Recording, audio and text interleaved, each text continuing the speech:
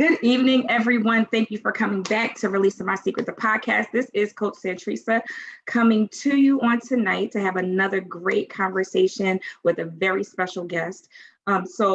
Just to remind you, every Wednesday we are here at 8:00 and we will be discussing and bringing people in as they continue to amplify their voice one story at a time. So y'all know I could be chatty. I always say it. Y'all probably been listening to me for a while. So I'm going to dive right in and have my guest, Christina Garrett, introduce herself, tell us about herself and her business a little bit, and then we'll just flow with it from there.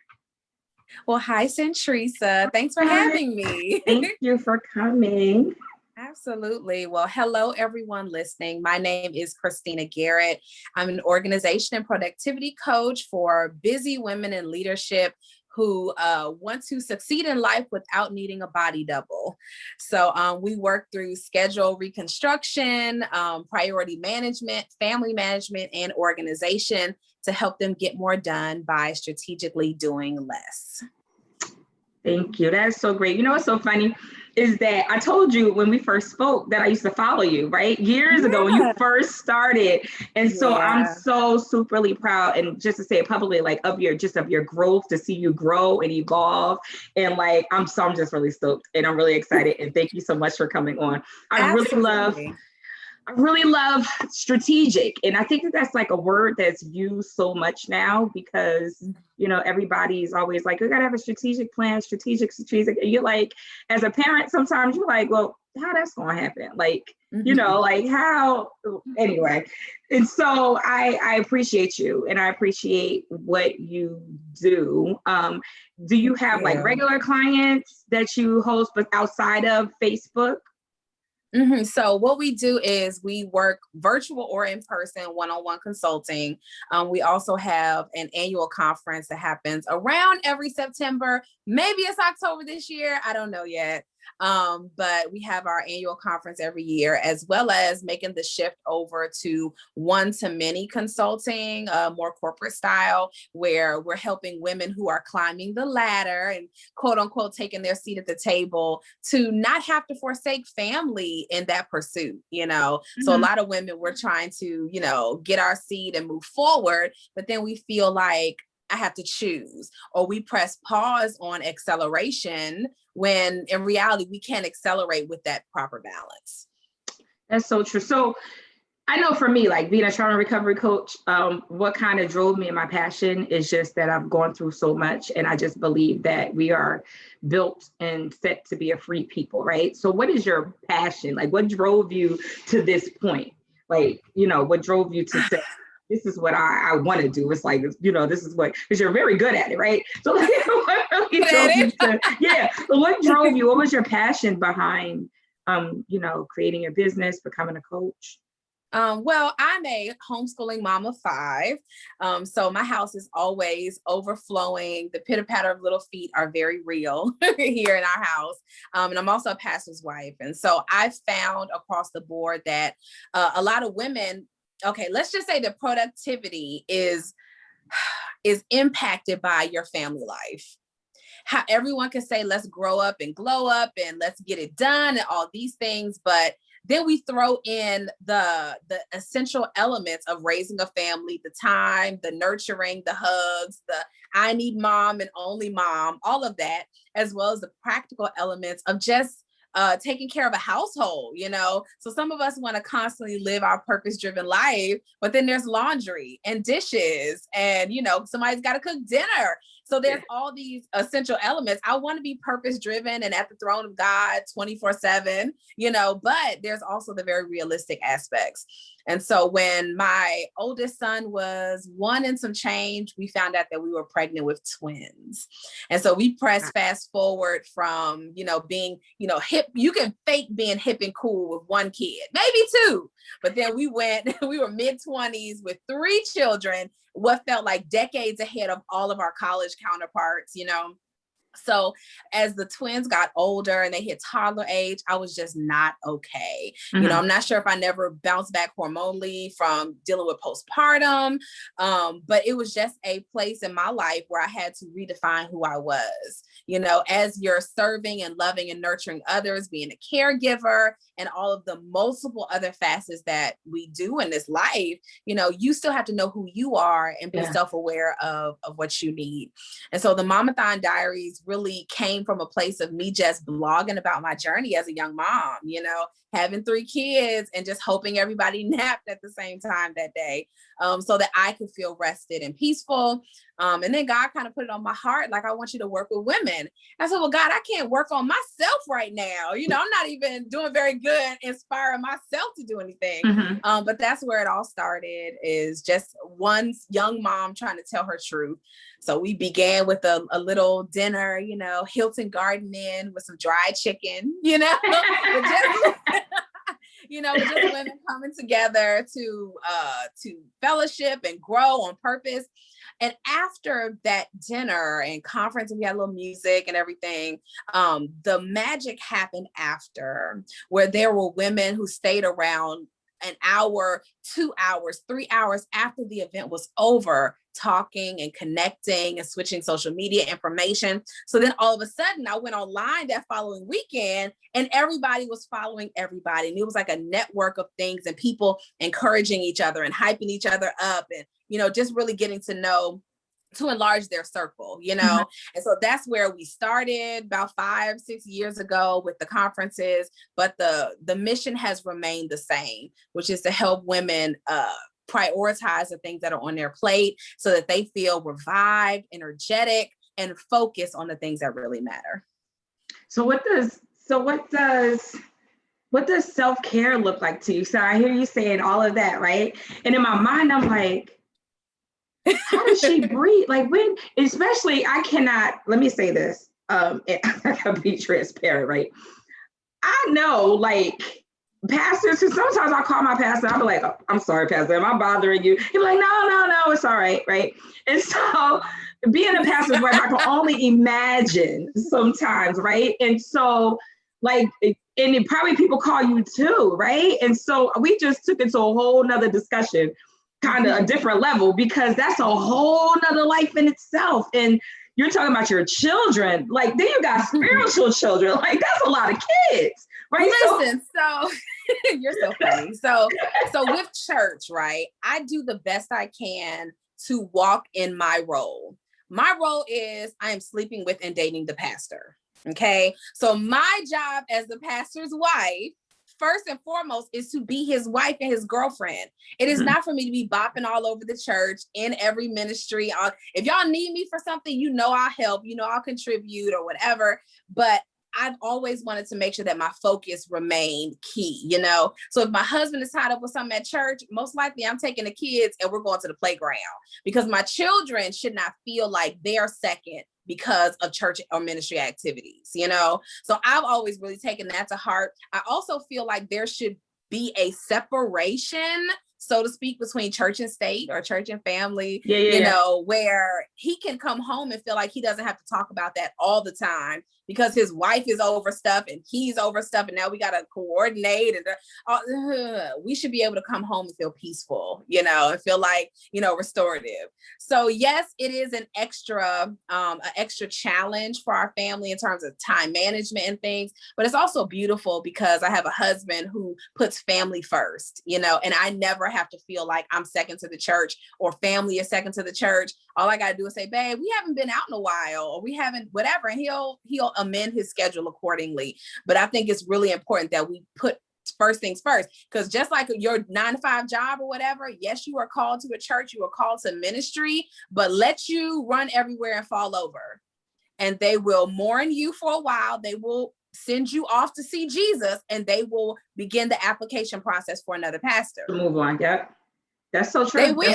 It's what they have to do, because the church is built on Jesus. It's not built on you as a person. Yeah. You know, it's built on Jesus. So how do we as leaders teach the congregation to put family first and all that kind of stuff, and we don't do it ourselves. So I hope that they see that through us, that we always try to make a priority of that and practice self-care simultaneously. Yeah, I was about to say, because I can only imagine. I'm like, I wasn't built for that. Y'all got y'all giftings and callers. Like, that's you. Listen, if that's who God, are you married? You married? Listen, if that's who God sends you, right? But here's the thing. So maybe one time somebody tried me. Okay. Maybe one time, and I was like, y'all don't want CC from DC to come to church. So most of the time, they don't, they know I'm there with the pound, rocking with him. I'm his baby mama, but do not come. They know better. So I've had to pull a church mother to the side once to say, listen, sister so-and-so, I don't feel like that was appropriate. I don't care if you agree or disagree with me. I'm coming to you woman to woman. Clearly, she's old enough to be my mother. Mm-hmm. Plus some. But listen, them older people though, they don't have no filters sometimes. They have no filters. That's all fine and good, but I don't either. So what we're not gonna do at God's house, you know what I mean? It's okay to be you. That's what I'm saying. That's who God sent you, and he's all fine and chocolate girl, and he preached God's word. Then you roll with it, but you can still be unapologetically yourself as in that role, Just saying, I'm not prophetic or nothing, but I get it. Listen, message me if it come to pass. It's conversation. But if that come to pass, I'm sending you an invite. I'm like, girl, you got to come sing. You got to come sing. Right. I'll be there. Right. Oh man. So it's just been again, like I said, so surreal watching your growth, right? So what is your most, because I know you've influenced a lot of people. It's been days that years ago I used to watch you. And I was going through just a lot, in my family with my kids. And so you were so relatable. Your videos were a little bit shorter back then, right? But you were so relatable when you popped in. And that's what kind of drove me to be like, yes, I understand. Days was kind of crazy. And I have 3 boys, and they're all 5 years apart, totally different personalities. And again, I started at 15, and I'm like, we was only 15, 20, 25. Like, we were only a certain amount of years apart. So some days they crying, I want to cry too. Y'all having a fit, I want to have a fit, we all right? crying. We all crying. So out of all of that and everything, all the examples that you've been sharing with people and pouring out, what is your most memorable compliment that someone's giving you, or testimony that someone's came back to say to you that's been life transforming?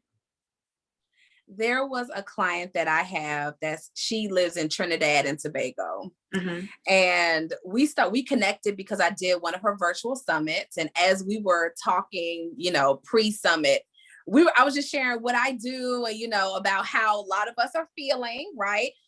For the most part, the pandemic only highlighted what was already happening. Most of us were overwhelmed and want to run away from home before our children got stuck in the house with us for 4 or 5, 6 months.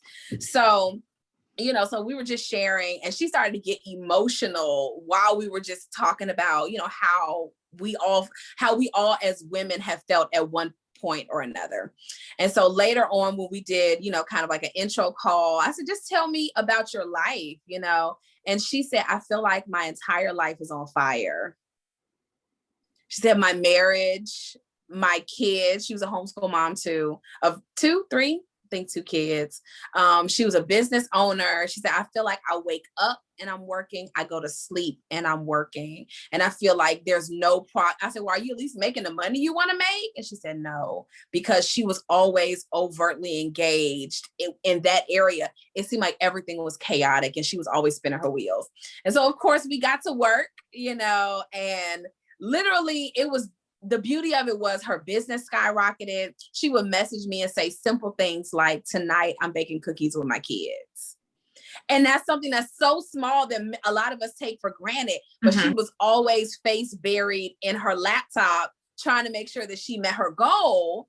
But now she's hitting her goals with so much less effort, because she's being strategic. And so for me, that was one of the, I said, did we put the fire out? And she was like, yeah, we put out the fire, where she feels like she can enjoy her family and grow her business and have all those things simultaneously without feeling like she's overwhelmed. Wow. So what would you say to a mom who was like, I have kids, I want to start a business, I want to do all these things, but I just don't know what to do. Like, what would you say to them in regards to like how to start? Like, how did you start? Like, I mean, we talked about how you started, but like, what would you say to like a mom who's in that position? Well, there's different aspects of it, but I would definitely suggest that she figures out what she wants. You know, a lot of us, we feel like, oh, I want this, you know, nothing wrong with wanting the 7-figure business, nothing wrong with wanting the gigantic house and all these wonderful things. But sometimes we have to figure out what is it that I really want, like to create that family vision. A lot of us, we do the vision boards early in the year or at the end of a year. You know, I'm pulling it out and I'm pasting my pictures and everything. And sometimes I want us to think about the things we could not put on a vision board, okay, which are feelings and emotions and a mental positioning that's something we can't cut out of a magazine, you know? So when I think about creating a family vision, it's what kind of experiences do I want my children to say they had growing up with me when they go off to college? If they recreate what we do here in our home as adults with their own families, will I feel discouraged or will I feel proud? So for me, one of our central family focuses is that we, you know, spend time together as a family, not all the time. You know, I love them, they love me. We can go in our separate rooms. But, you know, our traveling that we do as a ministry family, taking off random Mondays just to go and do whatever it is we're going to do, running errands together, you know, for them to feel a slowness of life that maybe I, as a child, didn't feel like I could take it slowly, you know, or that I had the opportunity to pursue whatever I wanted. So we have to kind of conjoin together what you as an individual want, and then what you want your family to look like as they grow as well. Yeah. So, you know, once you're gone from this earth, you know, your kids are going to talk about you. What are they going to say? You know, these are the things that we can't escape. We can't escape that, you know, so some of us, we grab our vision so tightly and we leave off the family dynamic of, I got to make space for this, you know? And I think that's what's important is if you're just starting out, figure out what you want, you know, how much is it going to take to get there? Because for some of us, $200,000 a year will do it. And we're hustling after $1 million. Nothing wrong with that, right? But 200,000 properly invested could get your $1 million without all the hustle. So we may need to reconfigure some things. Girl, you done said a whole mouthful. I'm over here like, I should have met her when I was 15. I wouldn't have known nothing. 15, 20, maybe 25, you know, I could have took 30. Just didn't sign up for a session. Listen, come on. You know, no. I'm just saying, like, we have to figure out what we want, you know, and a lot of times we as women, we're not really sure. We just know I want to grow, I want to blossom, I want to show up, I want the fly bag, you know, and all the things. There's nothing wrong with any of that, you know, but we still got this whole family dynamic, and some of our husbands are going to sleep at night by themselves because you want to be great. You up typing, go to bed, you know? So there are seasons of life for things.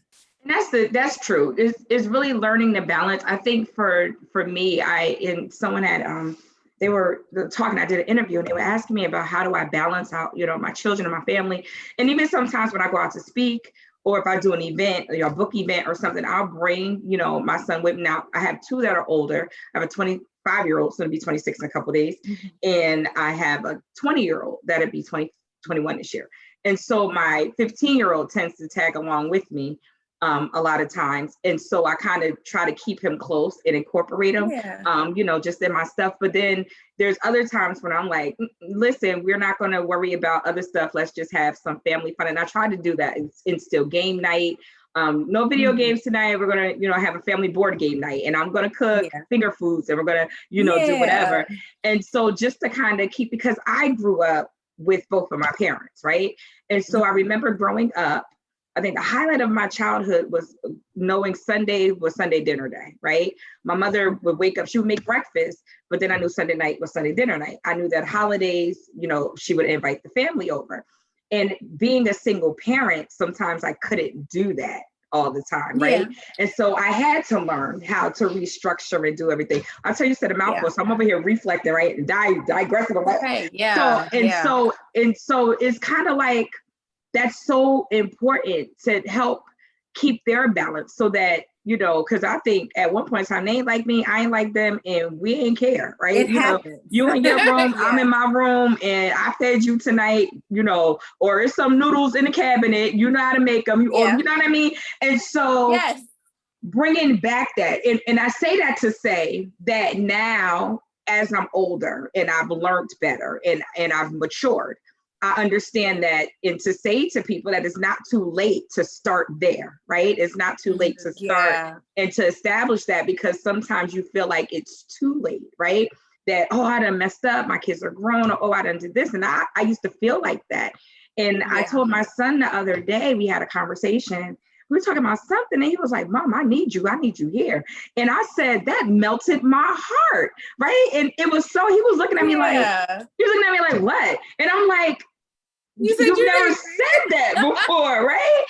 And so like you said, like I do vision board parties, right? So like you said, we put stuff on vision boards, and it's certain things you can't put on there. And then it's certain things that you do put on there that's just not even realistic that you're putting on there, because there's other things that you have to work on. So, you know, I totally get it. Like, I'm over here like, it is not too late, y'all. Y'all heard everything she just said. Everything she just said. And it's not. So what I've learned is that even no matter where you're at in your parenting, because I'm parenting adult children and I'm still parenting a teenager, right? And so it's never too late to start where you're at, you know, to start something new. That's what I was basically trying to say. I told you I get and I'll add too that there are a host of things that our kids are going to need us for, right? So if we're thinking about being more productive and achieving our dreams and having our goals and everything, there are lots of nights Christina does not cook. I have 3 children, one's 13, and I have twins who are almost 11. My daughter makes better omelets than I do. She cuts the pepper, she does all the things, you know, and she does it all of herself because she loves cooking. So, you know, I am able to step back and have moments like the moment you and I are having right now, because they can somewhat self-manage, but it doesn't mean that they don't need me for other things. They don't need me to be Aunt Jemima and clean up after them. You know what I'm saying? But they do need me for all these lessons and this encouragement and the hugs and saying, I really am so glad that you're my kid. You know, I'm so glad God chose me to be your mom, because, you know, I just think you're amazing. They need that. They need to hear that from their mom, from their dad, from their parents, whoever is loving on them, you know? And then aside from that, some of the to-do list that happens around the house and that are required to sustain a family, we all need to work and be on the same team to do that in order for moms to be able to step away and go pursue her goals. So let's talk a little bit more about that to-do list and and like how to, because, you know, sometimes moms feel like they have to do everything, right? I got to cook, I got to clean, I got to do this. And sometimes their kids are older, and sometimes they're young, but I think still a little bit trainable, right? And so, maybe I gotta watch what I say. I agree. Child labor law. I agree. No. I'm over here like child labor laws, because, you know, I was like 5 years old. You gotta take that garbage out. You gotta do, you know, do this and this and that. All we're asking is that they press rewind, that you snatch the stuff out, just put it back in the box. That's all we saying. That's it. You took the eggs out, put the eggs back. It's not rocket science. I'm just saying, be considerate enough to put your stuff up. That's not child abuse. That is responsibility. That's my story, and I'm sticking to it. even if they don't like you while they're doing it, they better. You ate the food. And you don't always have to give incentives. Money does not have to be the answer to all, because what if you don't have it? You know, like, what if you don't have, okay, so let me just, because I'm a very transparent person sometimes, right? Yes, go. So my kids were in placement and with the state, and I had my son back, and I was working to get my youngest son back home. And so they had me doing visits, right? And so I'm doing these visits and stuff, and the visits were not realistic, if that makes sense. Because when I'm first doing the visits, I'm taking him to Chuck E. Cheese, we meeting at restaurants, so I had to be like, listen, that is not realistic life. Okay. Right. This is not what we're eating. This is not what we're doing. So when he came home, That was not realistic life. I'm like, Hugh, how would I go? No, boo, listen. Yeah. We're gonna turn a movie on in the house. Like we're gonna sit right here with these chicken nuggets. Yeah, like we're gonna put some blocks out in the house. And because I think a lot of times we feel like I have to give you something in order for you to do. Just as a mom, sometimes I think you feel like, you know, I have to, and it's I think the importance of it, and you can agree or disagree or let me know, but I think it's important, like you said, to teach responsibility, but it doesn't necessarily have to be, I don't know who started give your child chores type of thing. I guess it's teaching them to work for their money, but I don't think that that's always necessary all the time. I think that they should learn sometimes that you should do something without expecting anything in return. Yeah, my kids aren't getting. So here's the thing, according to the government, all right, according to the government, I am required to give you someplace to sleep, to give you clothes to wear, and to feed you. That is all that the government requires of me for me to be deemed a relatively fit parent. Okay. Yeah. Not all the bells and whistles, right? I ain't got to hug you. I don't have to encourage you. Don't have to plug you into any after school activities. I don't have to do all these extra bonuses, the movie nights, the cupcakes, all this extra stuff. This is just because I love you. You know what I mean? And then sometimes you have to do any mom can do this. I say it's a Black mom checklist, but any mom of any color can happily give the checklist of all the things that I don't want to do. I'm a person. I don't want to wash your clothes. I don't want to clean up after you. Some days I don't want to go to work, right? There's a whole host of things that us as parents that we do because of our love and because of our responsibility to our family. So part of the reason that you're here is because of love, right? Or because of like at the moment, at least, right? Yeah. I was feeling you at the moment. So you're here in this world, and as a part of you living here in this household, you contribute. You know, I don't think it's, the Wi-Fi is an extra.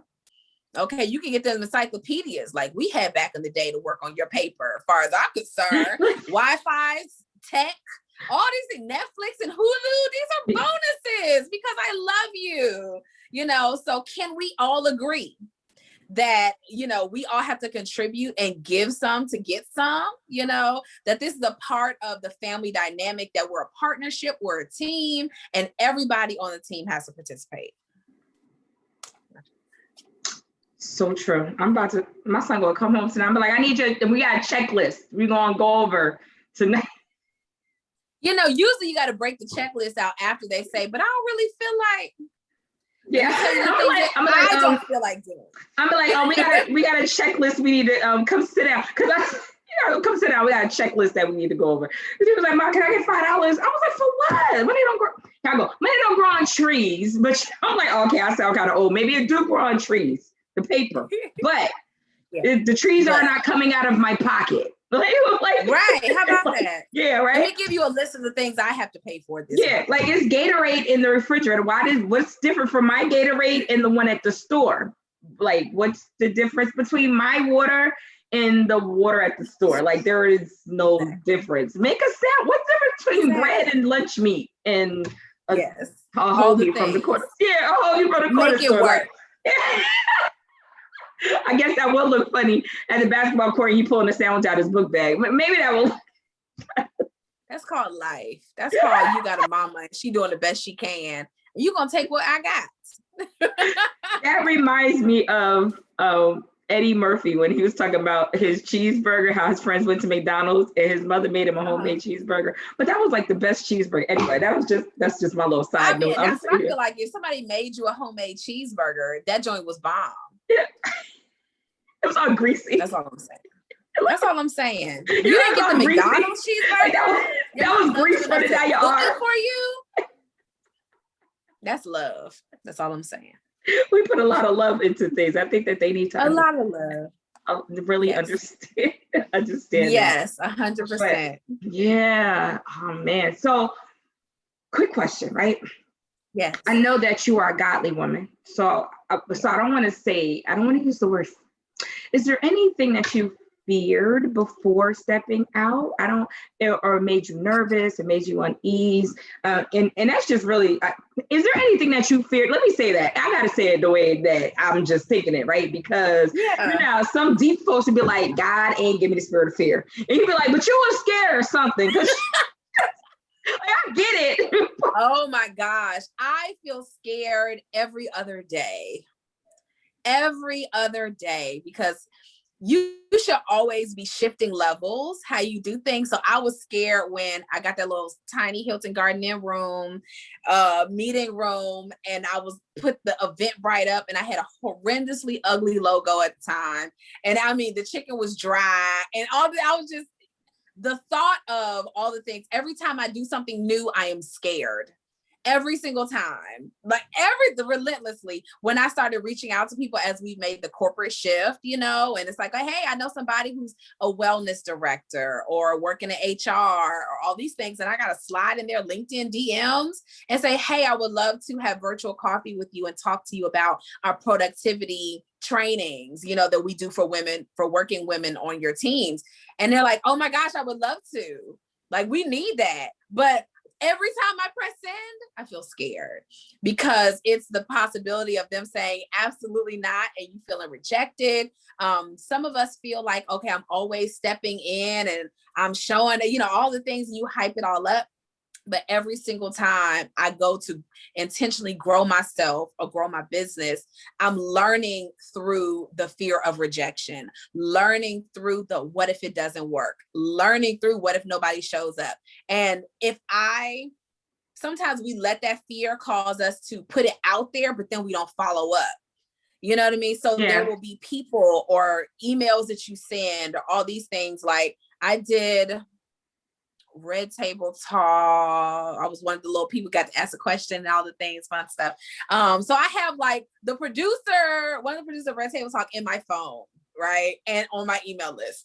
So I'm like, okay, now I get to pitch her about something else or get to engage about what. So listen, if we get to this particular topic, we're going to call you. And I was like, all right, bet.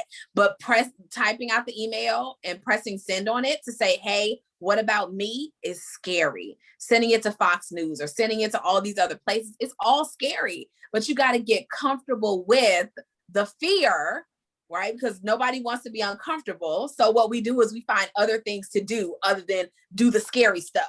So I call it watering plants, right? Where you will procrastinate to do something that you more enjoy doing. So I'm a plant lady. You can't tell necessarily from back here, but oh baby, out there, it's a jungle. So I would, but I would much rather be fawning over my plant children and checking the soil and doing all this other fun horticulture stuff.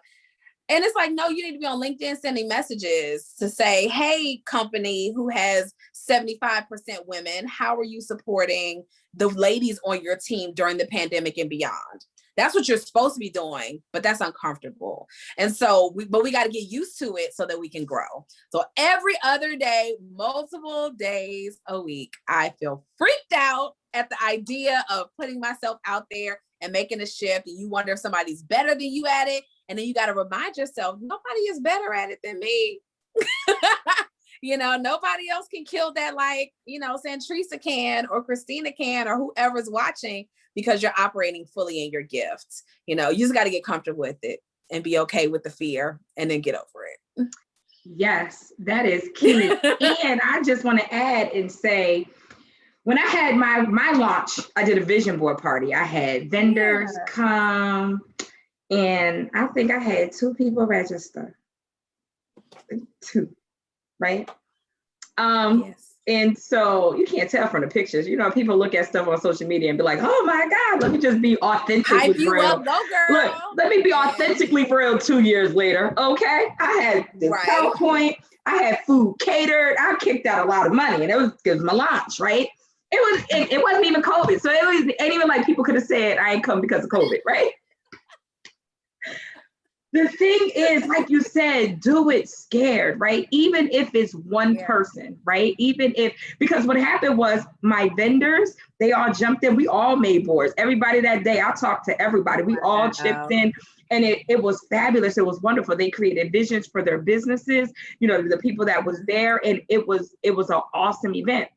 And then the next time I had the event, I did a couple of individual sessions.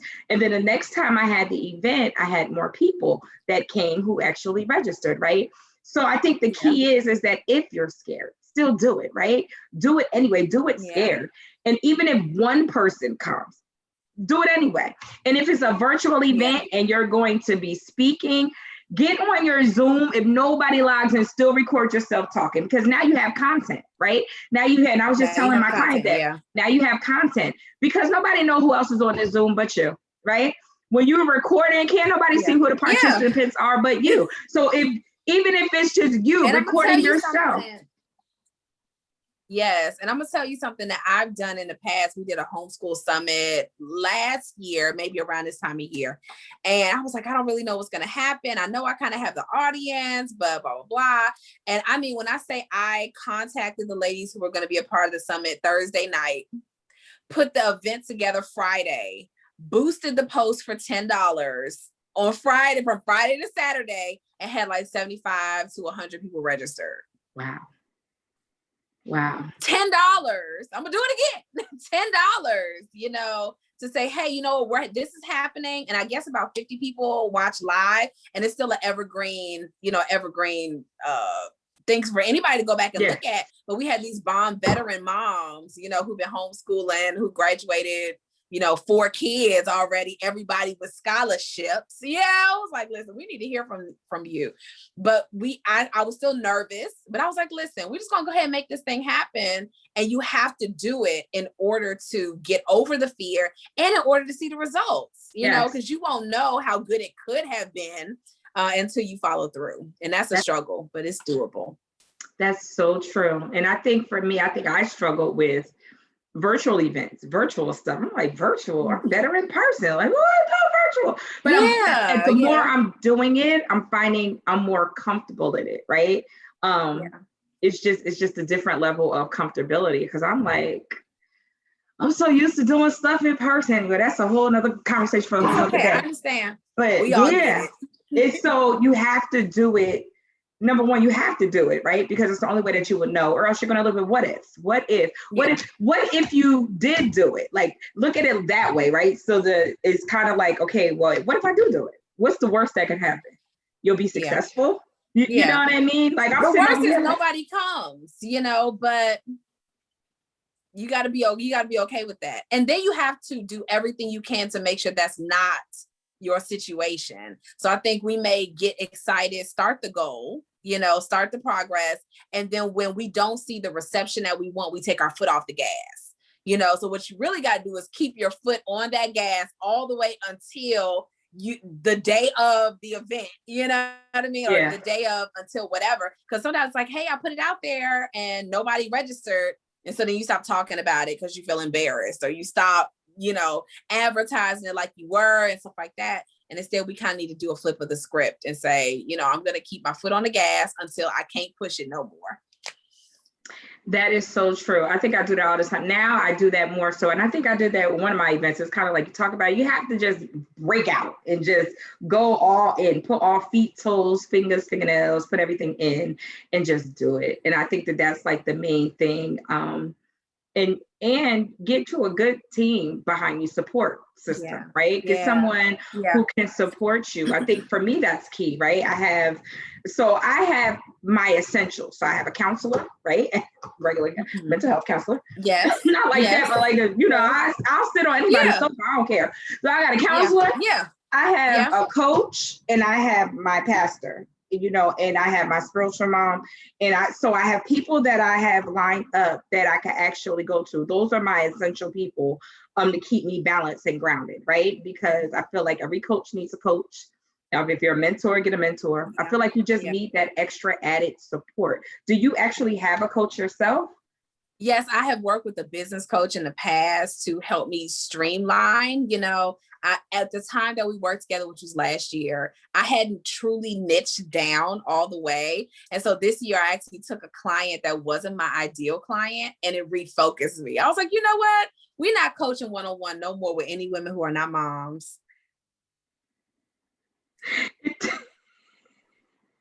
And then I'm also reading through the book, We All Should Be Millionaires by Rachel Rogers. And one of the things that she talks about is the $1 million squad, so the ladies that are around me help to guide me, because one friend just got $1 million contract with her city for like coaching, training, and then there's another friend who's all things e-commerce, and she works for Tamla Man, and then there's other, so I have all these brilliant women around me who are ahead of me in certain places, but then they call me about homeschooling or about, how do I do all the things? So that balance. We're able to strengthen each other, we're able to strengthen each other through, we coach each other depending on the time, who's coaching who, but, to have those people who are a level up from you, and you're a level up from them in a certain area so that you guys can bring each other up is so important. It's that balance. I have friends that are like that too. And it's so funny because I started young. A lot of my friends' children are now like 3, 4, 5, 6, 7. I'm right. Like, you like, my kid's grown, honey. My kid's grown, right? So it's kind of like, hey, I want to, oh, you need a babysitter. Sorry. But, it's just kind of like, oh, okay. I don't want to do that. I don't do that. Yeah. So so I understand that, because certain things I go to them on and I'm like, hey, and I'm running stuff by them. And then other times they're calling me up and they're like, I think my kid, so, and especially during homeschooling. And sometimes you're like, no, you just have to redirect them. Or no, I was on Clubhouse the other day and I was telling them, well, my kids turned 13, my boys, I ain't like them.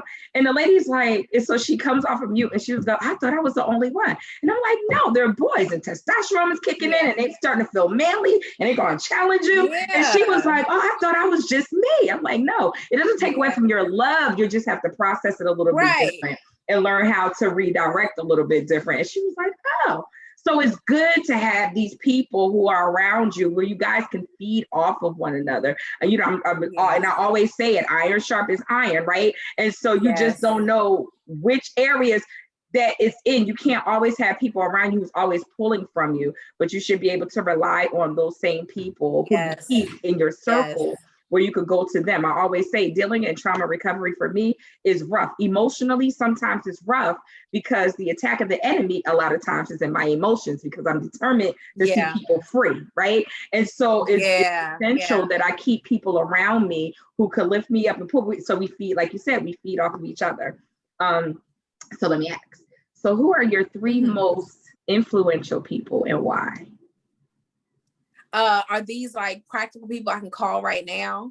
It's whoever you feel like your 3 most influential people are. Oh my gosh. So, right? Yeah. So one of them has to be my mother. And I say my mom because she always helps me to respect my season. There are these varying times in our life.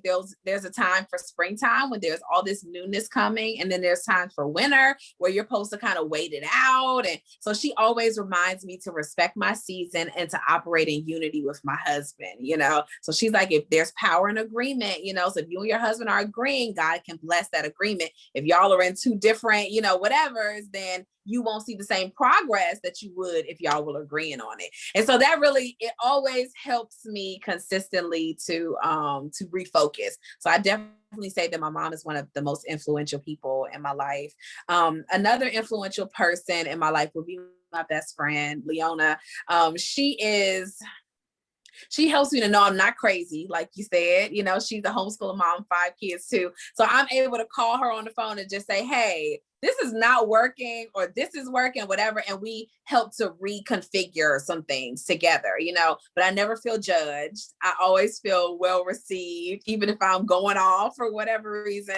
She always makes me feel very well received.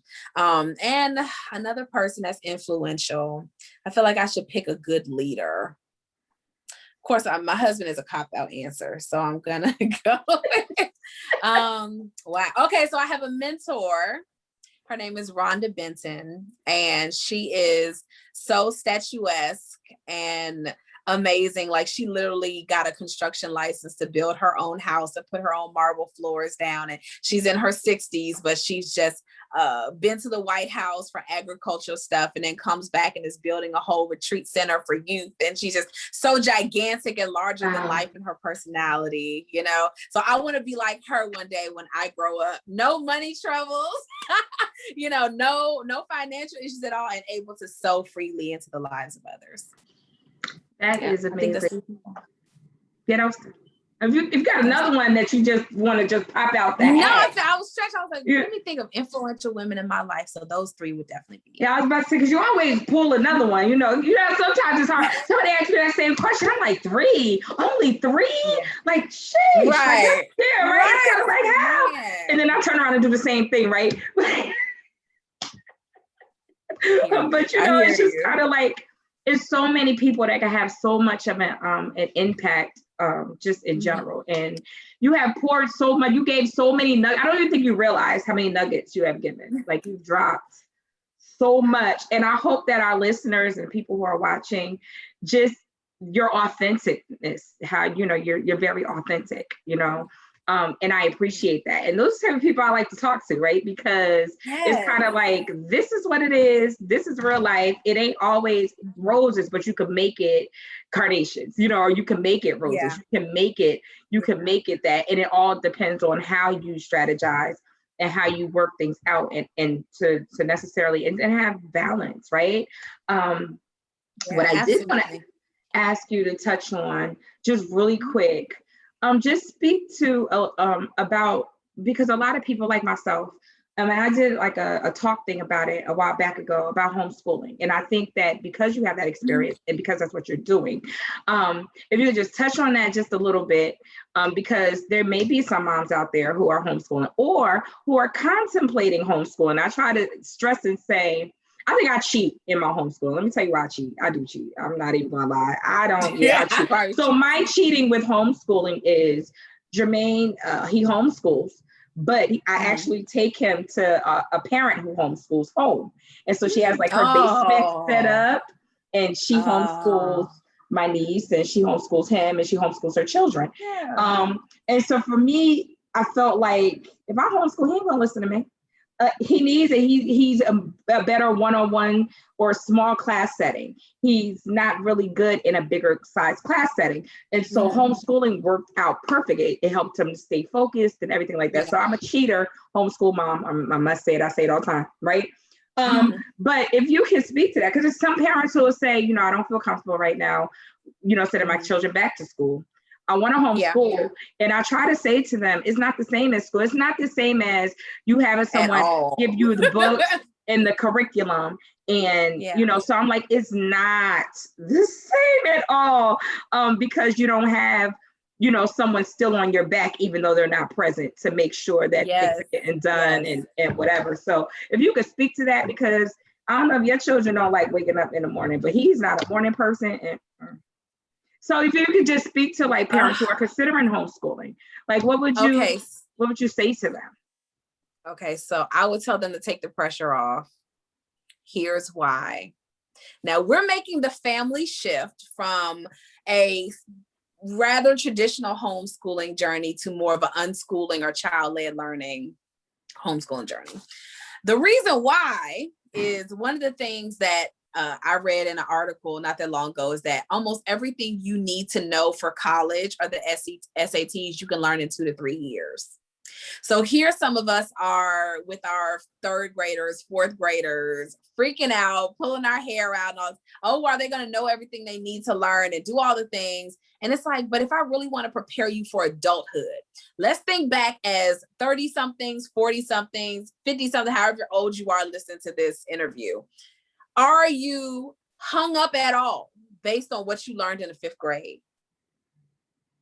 At all? Are you hung up on what you learned in middle school or even high school? No, your most formative time of your life was probably your college age, you know what I mean? Was probably the times after that when you were 20 something, 30 something, when you really stepped into who you were. So my goal as a parent is to do actually what you are doing in a different way, which is to be the guide and not the guru. And too often parents feel like in order for me to homeschool my child, I have to be the guru of all things. No, you don't. So it's okay for you to say, we're going to bring on an algebra tutor, or I'm going to take you to so-and-so, we're going to join a co-op at this church over here because they'll teach you Spanish and history or whatever, because that's not my forte. You know what I mean? My position as your parent is to make sure that you get exposure to those particular things, you know? But at the end of the day, my mission for my kids is that they learn to love God, that they are familiar with and know what he put them on this earth to do. You know, and that's not something that any school is going to teach them. So my oldest son, he's 13, and he wants to be a Disney, like Pixar animator. And we start going down the rabbit hole of what do I need to do to work for Disney in their movie department. And one of the first things that they said is, we don't care if you go to college. I said, so you mean we're doing all this algebra? And we should be shifting the focus to you learning computer design and how to manipulate and Photoshop and all these other things that you can get a certification in from somebody else. Mommy doesn't teach that, you know, but in order for you to be prepared to walk boldly into what you want to do with your life, it's my job to guide you toward that, not teach it all to you, you know? So we as parents can just take a deep breath and remember, you are not using 99% of what you learned in high school. You're just not. What you really needed to know was why you shouldn't get credit cards, how to invest in stocks and stock options, how to read to enjoy it so you can grow as a person. Like, reading to grow? We didn't learn that either. Reading was punishment sometimes. And so I've been trying to strategically place my children in places, reading Money Master the Game, All About Investing by Tony Robbins, you know, because you guys need to learn things that mom and dad didn't know until we were in our mid-30s right now. You know, we didn't know anything about investing in the stock market, you know, but you guys can learn this stuff, start investing now at 14. And then by the time you get out of college, baby, you ain't never got to do anything in your life except what you want to do. You know, so that's the goal ultimately for our family, particularly. Some kids are going to want to go to medical school. They're going to want to do all these other things. Hold on. I'm sorry. Okay. I apologize. You know, somebody calls. They may want to go to medical school or all these things, but the greatest thing we can teach them is a love for learning. And that is not something that, you know, that sometimes at school, it feels like punishment, but at home, hey, let's watch a video of this surgery, guys. And they're going to take everything. If this excites you still after we've been watching surgeries and how to remove a kidney, then maybe this is where you're supposed to be, you know? So there's the shifting for us as a family, and every family's different because a lot of us grew up in traditional school and that's all we know. And that's what our parents said you had to do. And now as a homeschooling parent, your parents are saying you still need to break out the textbooks, but everybody's bored. Everybody hates all the subjects, you know, nobody. And it's like, there's gotta be a better way for us to grow our children to be productive adults who are choosing life for themselves, you know? So that's just where we are right now. Everybody's going to have their own journey, but especially if you're pandemic schooling and your kids are at home right now, it takes you over a year just to find your rhythm, to figure out what works and what doesn't work. And even us, those of us who've been doing it a long time, we wake up one morning, we say, this isn't working, we're going to pivot. And so you got to give yourself the grace to do that pivot. I know that was a lot. But no, it was. Listen, that's how I feel about homeschool.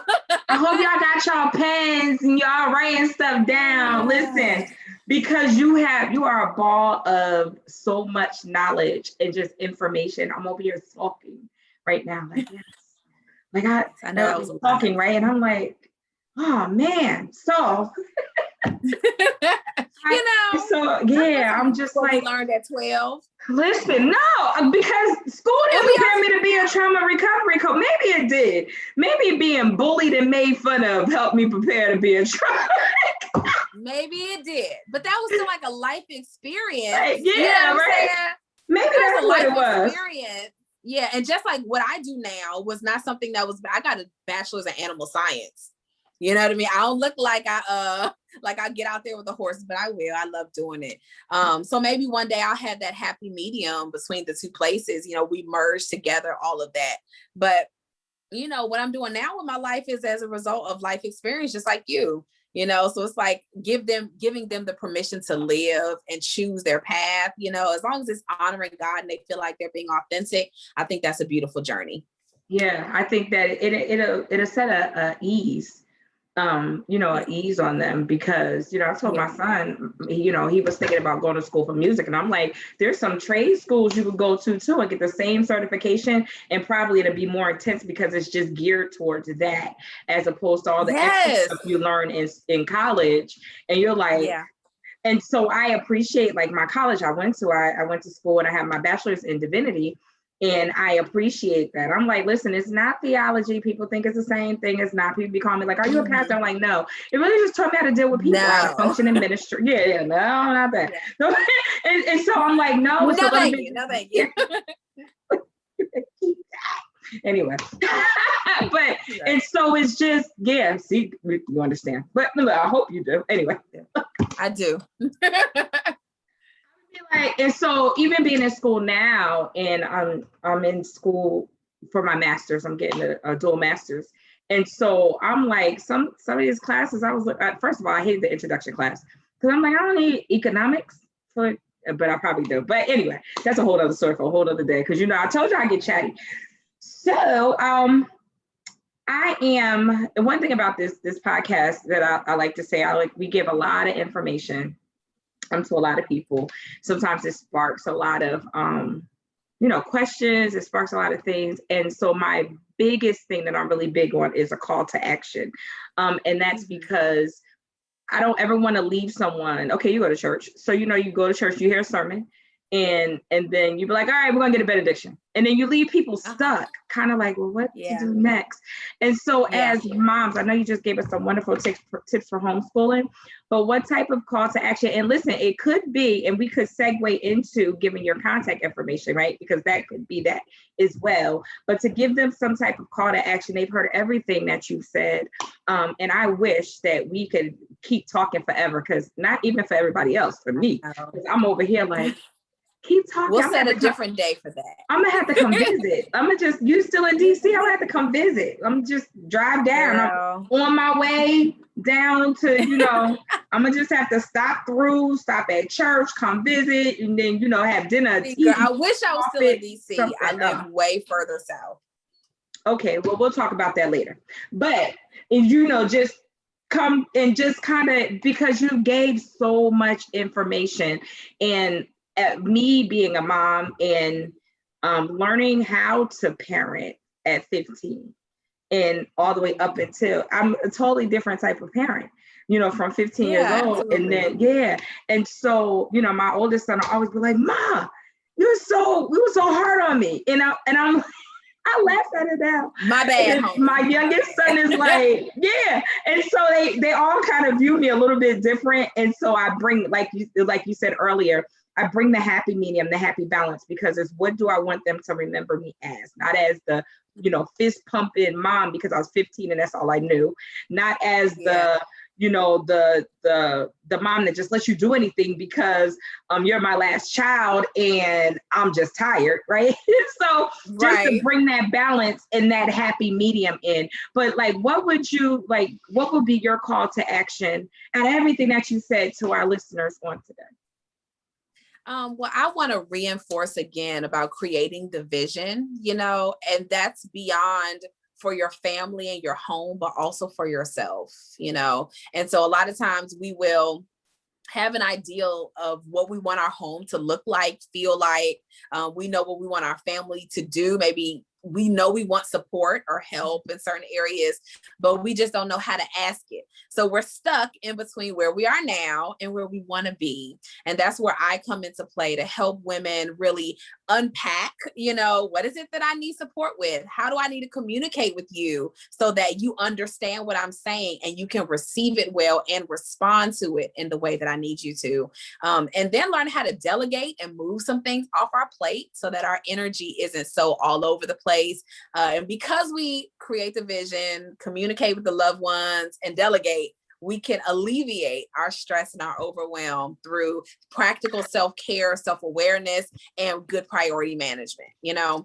So all of those things together are what I do with clients, and help you kind of unpack all of that and say, all right, what is it that I want? And now how do I go about getting it in conjunction with loving and serving my family? So if anyone is interested in going through the productivity pillars with me and creating a practical plan, because a lot of times we so spiritual, you forgot you had to do laundry. And then let's just be real, you know, we still have to live an entire life with our families. And some of us have, you know, these beautiful, blessed relationships, but we're still mad, frustrated, and exhausted because we're still doing all the things.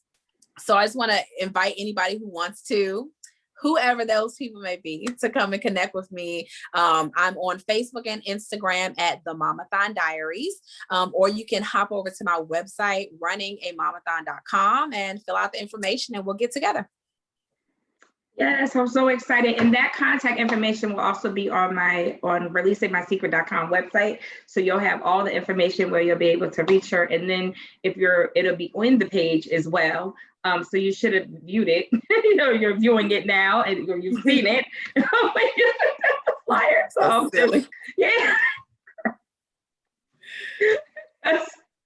Listen, it's so, first of all, laughter is good like medicine. So sometimes you have to learn to laugh, make yourself laugh. I think that's key. And again, I'm very big on, you know, my brand is Releasing My Secret. And it's funny how just everything comes together, it comes full circle, because it's so many things as a people, as a culture, that we tend to bury instead of deal with. And so I'm so glad again for having you on here, because there's some moms out there who've been struggling, and there might be some dads who are listening who are like, I get it now, I understand, because sometimes they need to hear from a different perspective in order for them to get it. So again, I so appreciate you for coming in. I appreciate you so much. Coming on and listening to everybody. I thank you for even being obedient in the beginning and years ago, and just even starting your diary. And a lot of times we don't understand why we do the things that we do, or why we're starting the things that we're starting. Right. And a lot of times we're like, you know, we're going through something. It's kind of like, you know, take this thorn from my side. Why am I going through this? And then when purpose manifests, and then you have that aha moment. And so, you know, as I will always say, like I said it the other night, I would not change anything because it made me who I am today. And so again, I so appreciate you. I appreciate your authenticness. I will definitely have you back to come sing. I don't think I could wait for the marriage to the pastor. I don't think that's going to manifest. It wasn't a prophetic word. So, you know, I'm just saying, I could just come. We'll see. You'll never know. That's all I'm saying. I'll just come and get a song, sit back and listen, you know, a little bit. Okay. Well, I thank you for having me and for letting me share just a portion of our story, you know, of how we got here. And you know, there's so much more on the way for all of us, you know, so God is good, and I appreciate you too. Thank you. So listen, you guys, I am about to sign out, and I just wanted to remind you to tune in, even on this broadcast, share, like, comment, ask questions, you know, whatever. We have our speakers are following us in this group and on Facebook and things, so they'll be able to comment if you're watching on Facebook or YouTube, or if they don't see it, I'll be able to let them know, or you can just contact them direct because their contact information is right there. So I want to leave you with this quote, that healing doesn't mean that the damage never existed. It means that the damage no longer controls your life. So have a great evening, you guys, and I will see you again next week, Wednesday, same time. Take care.